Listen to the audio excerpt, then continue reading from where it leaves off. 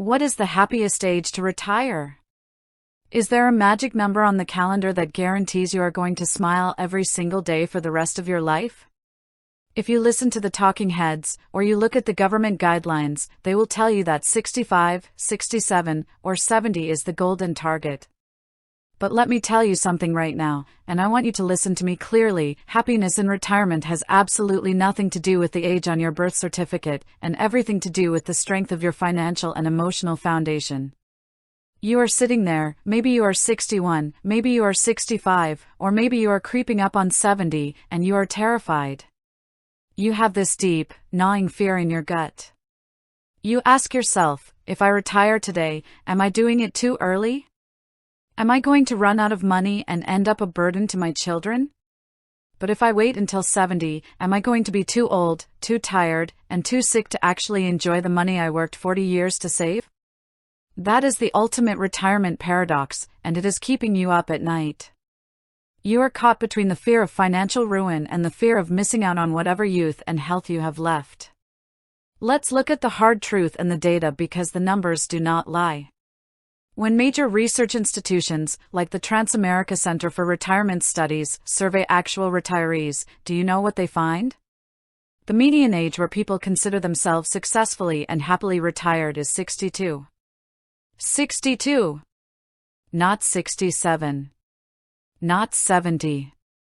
Why 62? Because for the vast majority of people, 62 is the exact intersection of two precious commodities, your health and your freedom. It is the age where your body still allows you to travel, to play with your grandkids, to hike, and to explore, but you are finally unshackled from the 9-to-5 grind. But here is where people make a catastrophic mistake. They see that number, 62, and they jump the gun without doing the math. They let their exhaustion from their current job dictate a permanent financial decision. You cannot just look at 62 and say, that is the happiness peak, sign me up. You have to ask yourself the hard question, can I afford my 62? Because let me tell you what is not happy. What is not happy is retiring at 62, locking in a permanently reduced Social Security check, losing up to 30% of what your full benefit would have been, and then realizing at age 75 that inflation has completely eaten your purchasing power alive. That is not happiness.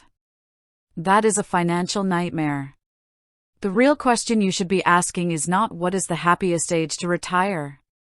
The real question is, at what age am I truly financially independent? Happiness is not an age, happiness is security.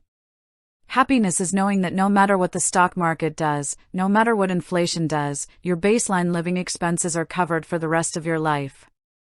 If you are working a high-stress job that you absolutely hate, and it is destroying your physical and mental well-being, staying until 67 just to maximize a government number is a bad investment. You are trading your health for wealth, and you will spend your wealth later trying to buy back your health. But if you walk away early without a plan, you are trading your financial security for temporary relief, and that anxiety will destroy your happiness anyway. So how do we solve this? How do you find your personal happiest retirement age? You stop guessing and you start taking control. First, you must calculate your exact freedom number. You need to know down to the single penny what it costs to run your life for 1 year. Not a guessed estimate, not a rough draft. Your real expenses.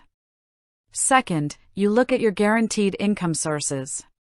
If you retire before your full retirement age, how are you bridging the gap until Social Security kicks in? If you take Social Security early at 62, can your retirement portfolio sustain the fact that your monthly check is permanently slashed? You have to run the numbers for both scenarios. If your portfolio cannot comfortably support you without forcing you to live in fear, then 62 is not your happiest age. Your happiest age might be 64 or 65, where the numbers finally balance out. Third, you must test drive your retirement before you turn in your 2 weeks' notice. The famous Harvard study of adult development tracked people for over 80 years and found that the happiest retirees didn't just have money, they had a clear sense of purpose and a thriving social connection. If your entire identity is tied to your job, retiring at any age will make you miserable.